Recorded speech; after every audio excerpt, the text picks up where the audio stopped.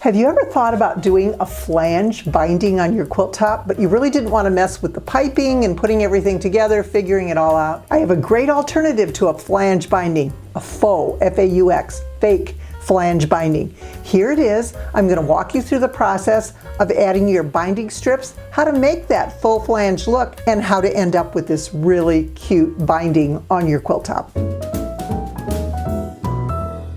There's not a whole lot of difference when you create a faux flange binding as compared to just regular binding. The difference is in the preparation of the strips. So I'm going to show you that. You're going to cut your strips a little bit different than what you're normally used to, but the finished size strip is going to be a 2.5-inch strip. That's what we're going for. Once that happens, in a nutshell, we're going to sew the strip to the back side of the quilt. Then we are going to flip it over, miter our corners, and create that faux flange look. So the first thing we're going to do is we're going to take our strips. Now in the pattern for the spring fling table topper, we used fat quarters. When we use a fat quarter, of course our strips are going to be a bit shorter. If you're just using regular width of fabric strips, you still will do the same process. It will just be fewer strips than what you would use. I have to use 5 in order to get around the entire quilt top. I have cut my strips 2 different lengths. We have one set of strips that is 1.25 inch. That is our main binding strip. It's smaller, but it's going to be the strip that we'll see the most.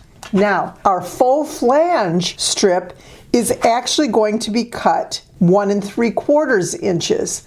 We only see a tiny bit of that flange, but it's actually the larger strip. So keep that in mind when you're selecting your fabrics. Your larger strip is going to be that skinny flange look, where the thinner strips are actually going to be the main binding. Okay, so that's something that we have to kind of get used to when we're doing this. Now, the first thing we want to do is we want to connect all of our strips together. First, we're going to connect the larger flange strips, and then we're going to connect the smaller main binding strips, okay? I'm just going to walk you through this quickly because if you're familiar with binding, you already know how to do this. So the first thing we're going to do is connect our strips together using a diagonal seam.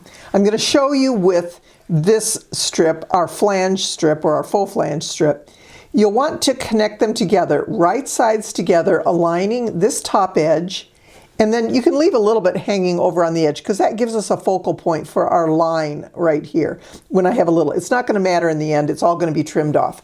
So we have these right sides together. Now, where do I draw the line? Do I draw it this way? Do I draw it this way? You draw it in the direction where you're going to cut off this part right here. So you know when you draw it here, this is our cutoff. If we draw it here, there's nowhere to cut.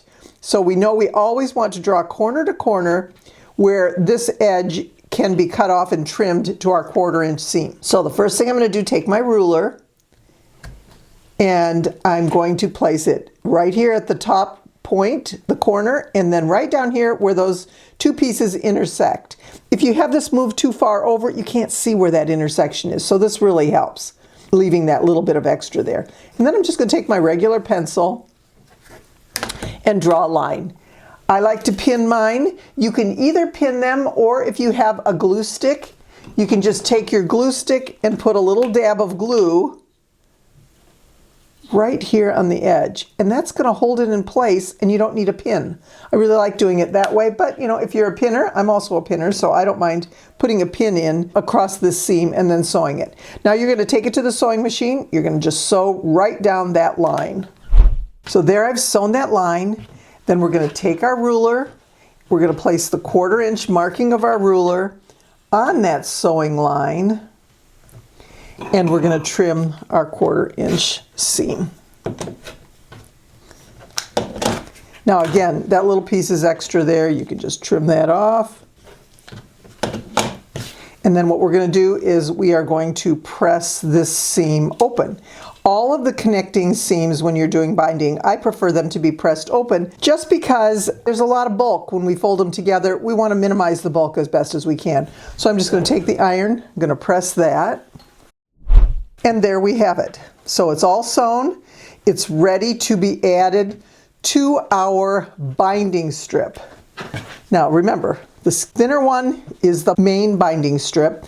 We're going to do the same thing with this. We're going to connect each one together until we have all of our strips connected into one long strip. Once we've connected them together, we're going to sew them together just like this. Now, when you sew, you want to make sure that you've got an accurate 1/4 inch seam. And I like to pin it because we're using a long strip here. We don't want stretching. We don't want our fabric to stretch. Again, you don't have to pin if you don't want to. For me, I just don't want to risk any bubbling.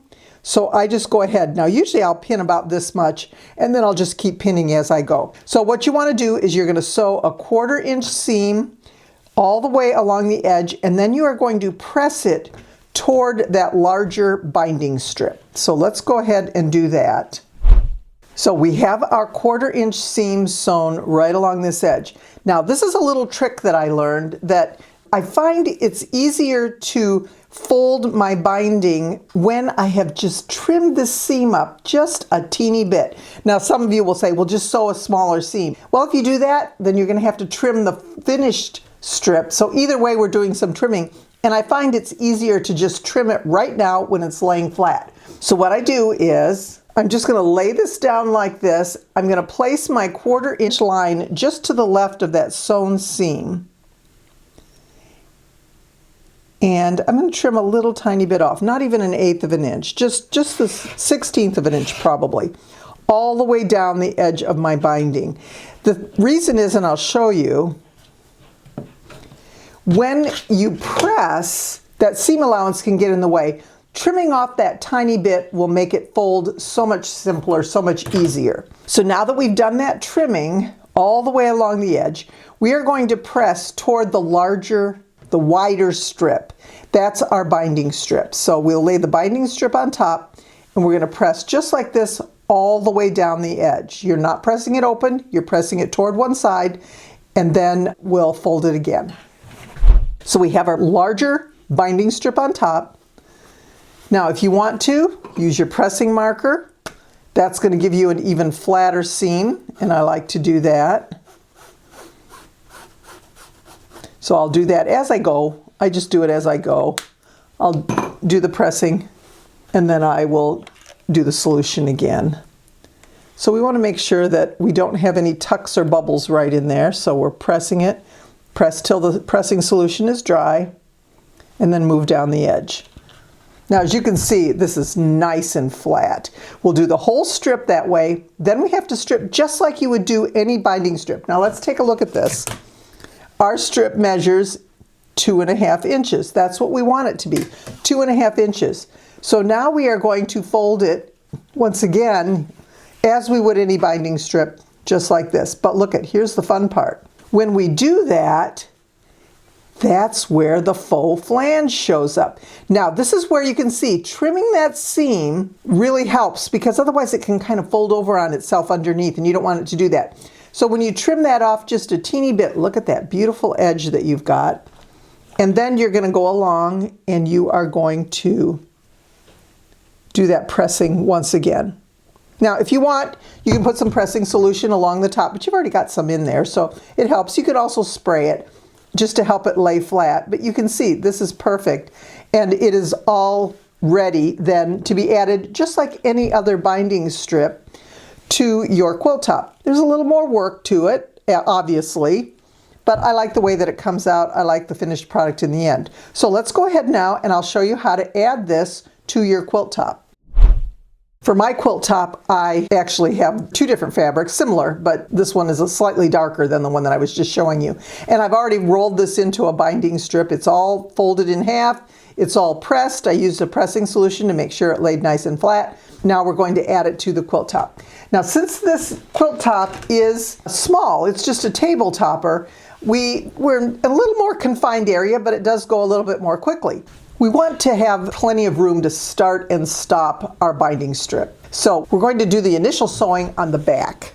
So turn your quilt top over, and we're going to start on the back. I like to start down about 10 inches from the corner. Now if it's a teeny tiny wall hanging, then of course you would adjust that. But about 10 inches, and then I just put a pin in there. That is going to be my end point. That's where I'm going to stop sewing.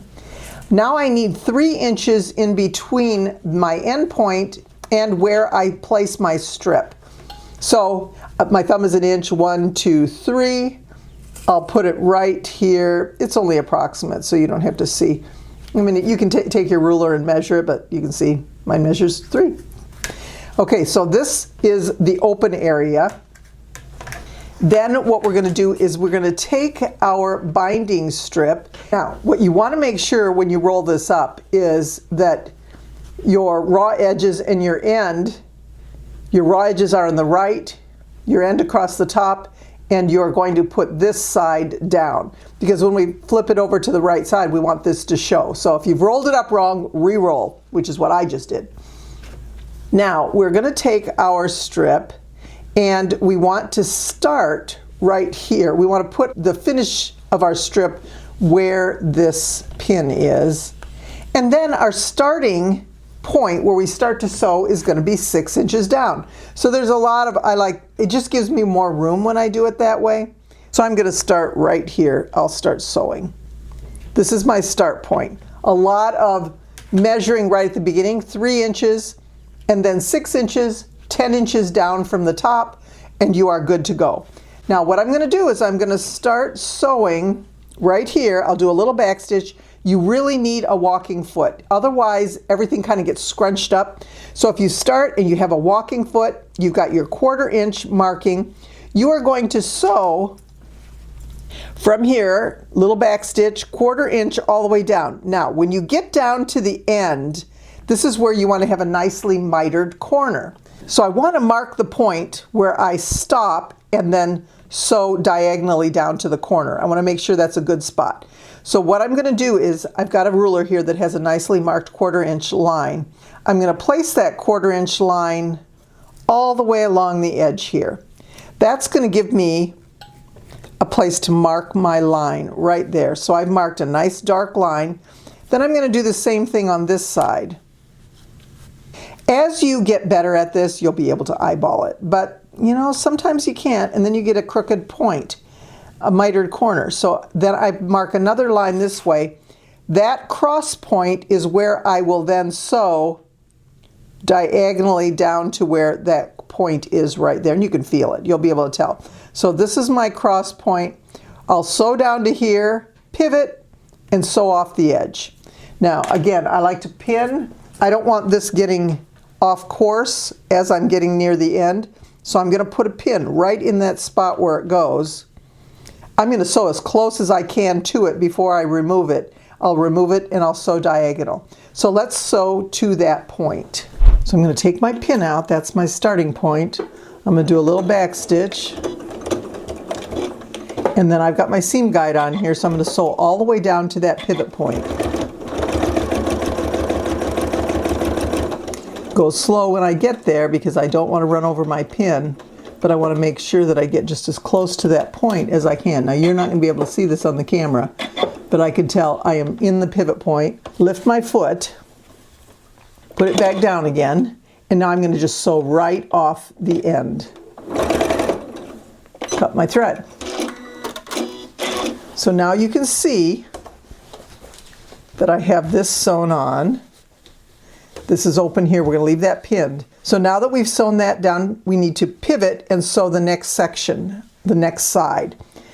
This is a little tricky when you first get used to it, but you'll be able to do it no problem by the time you get to your 4th corner. Take your strip in your hand, and we are going to match these 2 sides together, and that fold we'll create is going to match right along the top. Okay, so we're matching these 2 sides, and there they go.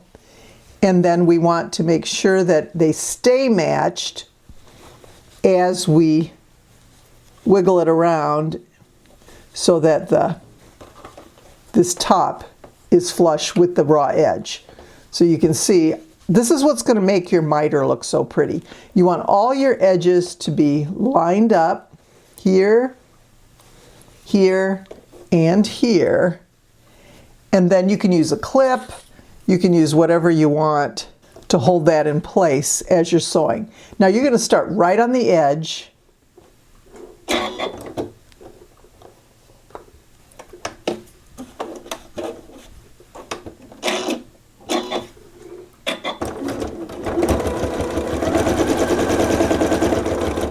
And I've got it all lined up nicely.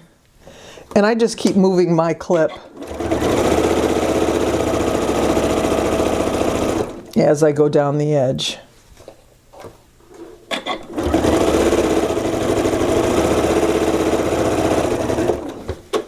And you're going to continue doing this all the way around. Once you get to the next corner, you're going to do that same process. Now we're getting close to this corner. So once again, I'm going to take that 1/4 inch marking and I'm going to place it right along the raw edge of my binding strip. Draw that line. Then I'm going to turn it this direction. And I'm making it darker than you need to just so you can see it. Turn this way, lay the 1/4 inch line right on the raw edge. Make sure those two lines cross. And there's my pivot point once again.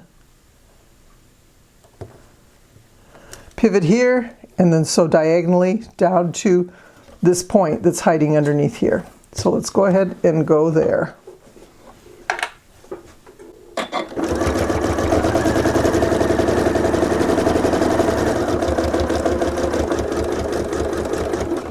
I'm getting close.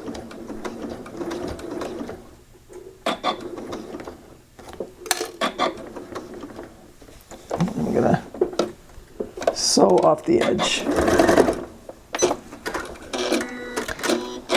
Continue the same way that you did before. You're going to match these edges, match the top, make sure the sides are in good position here, and just continue all the way around the quilt top until we get to that stopping point.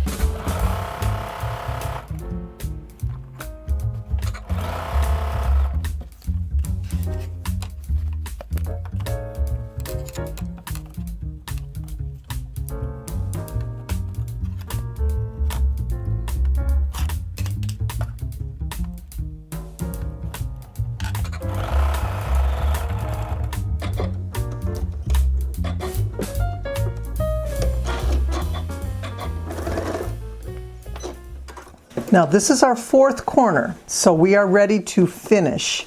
So I'm going to do that final turn. Make sure everything's lined up. And I am only going to sew to the pin that I called my stopping pin at the very beginning. Remember the pin that was 10 inches down. So let's just sew to that point.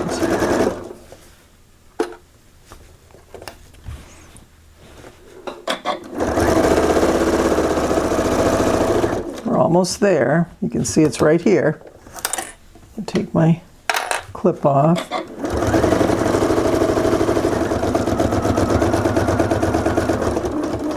And I'm going to do a little back stitch.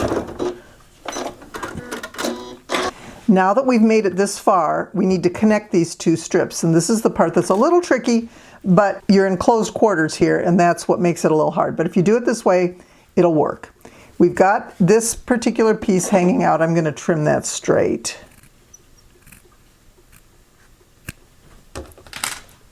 What we want to do is we want to pull this out so that it's hanging off over the edge right here so you can see it.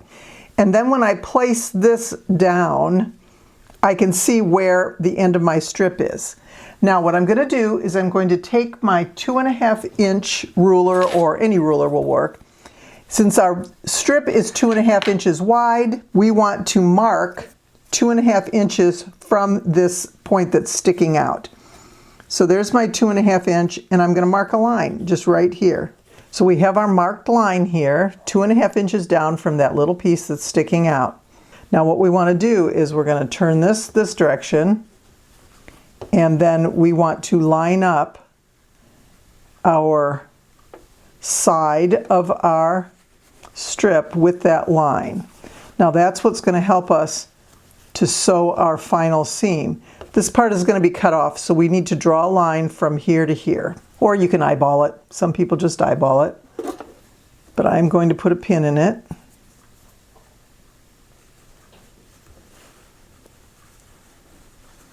Put a pin on the other side so that I can draw my line without it moving. So there's my, I'm going to draw from that point to that intersection. Get it, kind of in close quarters here, so I'll try and draw it right there. Again, if you're good at eyeballing it, you can do that. And this is going to be my sewing line. Place it underneath your foot. And you're going to just sew right along that line. Now, this is important that you check it to make sure before you do any cutting. You just want to make sure everything is good. Take your pins out, and if I place it this way, I can see, yes, it's good. I've done it right. It will sew easily and I won't have any tucks. So I'm going to trim this off 1/4 inch, and then just finger press it open. If you can get your iron over there, you can press it that way, but the finger pressing will work. That's going to give you less bulk, especially because we're using these 2 strips here. Then we're going to fold this down and pin or use your clips or whatever you want. And now's the time that we will finish up our seam. So we're just going to sew all the way down there 1/4 inch from where we stopped to where we started.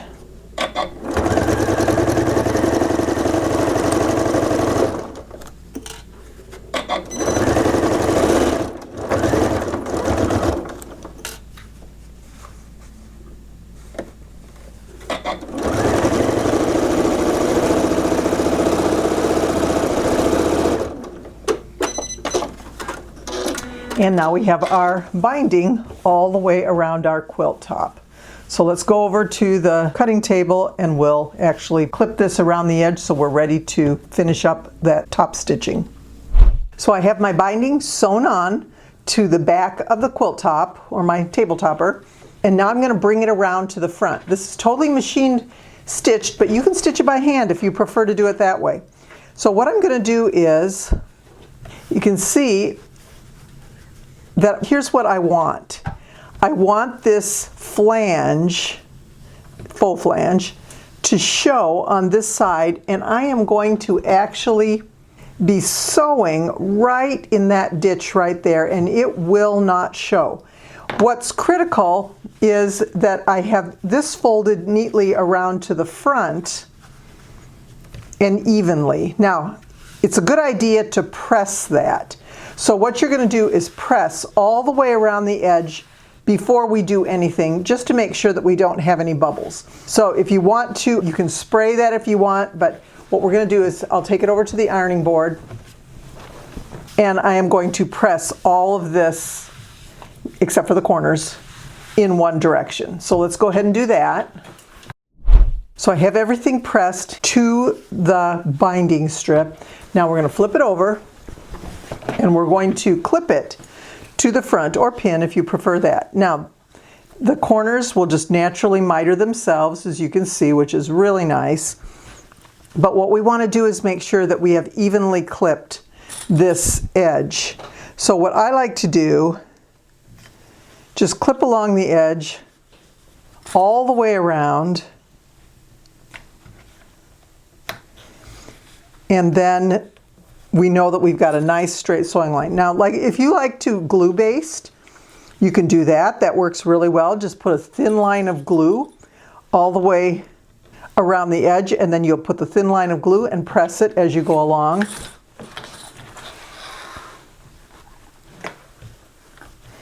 I'm going to do it here. I'm skipping the corner for the second. I want to get those sides clipped. And you can feel where you want it to go, but you also can see, because the flange, you can make sure that you have, that it's not doing this. You can see that you're keeping everything straight. And isn't that fun? I just love the look of that. Okay, so we're going to clip this all the way around, and I'm not going to do it here. I will do that in a minute. But I want to show you how to do the corner. So here's the corner. We want to have a nicely mitered corner. So what you're going to do is this side here, I'm right-handed, so I'm going to use my left hand here, and I want to make sure this goes straight out, and then my miter is going to meet it. So you just finagle it a little bit until you make sure that these 2 points are matched up, and then it's going to naturally match up here as long as you've sewn an accurate seam. Now I've got these little tiny clips. They're still the same, but they have a very tight point on them, and they work really well for the mitered corners, and they don't get in your way. They allow you to sew pretty close to that corner before you have to remove that clip, where these are a little bit wider, so they don't allow that as well. So I'm going to put that one in here. You can see this one is holding that down.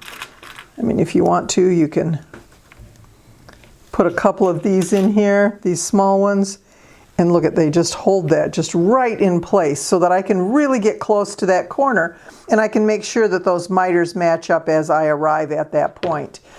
You can't clip it too many times. It's going to slow you down because you have to remove the clip, but you want to make sure that, especially as you approach these corners, that they are nice and straight. Now you can see this one, I need to push it back just a little bit. It was a little bit too far out. So you can take a look at that and see. So now what we're going to do, once we get the entire top clipped all the way around, we're going to sew right in the ditch, right here. When you get to this point, you're just going to pivot and continue on. I used the same color thread as my flange. You can use red if you want. It doesn't matter, whichever works better for you. So I'm going to show you one more corner just to make sure that we get that right. So we flipped the miter,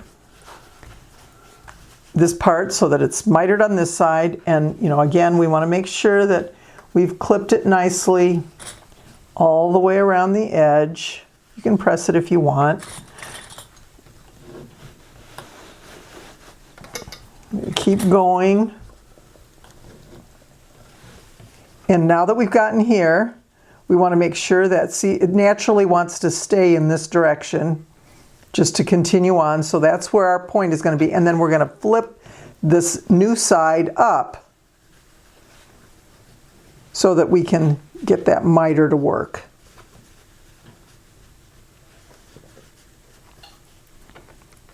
And you can use, whatever. You can use your seam ripper or your stylus. And you just want to make sure that you get that miter close. And you can see I've got it really close there. I'm going to use my little skinny clip, and I'm going to clip that point. Then I'm going to clip on each side just to make sure. And then as I continue around the edge, I'll go back to using my larger clips. And we'll keep going. So you can see there's my miter, and I'll just keep doing that. But look at that edge. Isn't that going to be just beautiful? Now, thread color. What I'm going to do is you can pick whichever thread color you want. Originally, I thought I was going to use green, but now that I look at it, I think since I am sewing in the ditch right here, I'm going to use red. That way I've got red in the top, and I'm just going to do a gray in the bottom because it may show on the pink, and I don't want that red line. So now let's go ahead and sew in the ditch right here between the flange and the binding strip all the way around the edge. And there you have it. We have our binding on our quilt top with our flange strip showing along the edge. It makes for a really cute binding. I love the way that it separates the binding from the border, especially on this small project. We get a little more dimension when it comes to our quilt top when we add that faux flange binding. So there it is, our faux flange binding on our quilt top. I love it. I hope you do as well. It's not hard, just takes a little practice. I'm always trying to be joyful, but I will always be merry. Thank you for watching.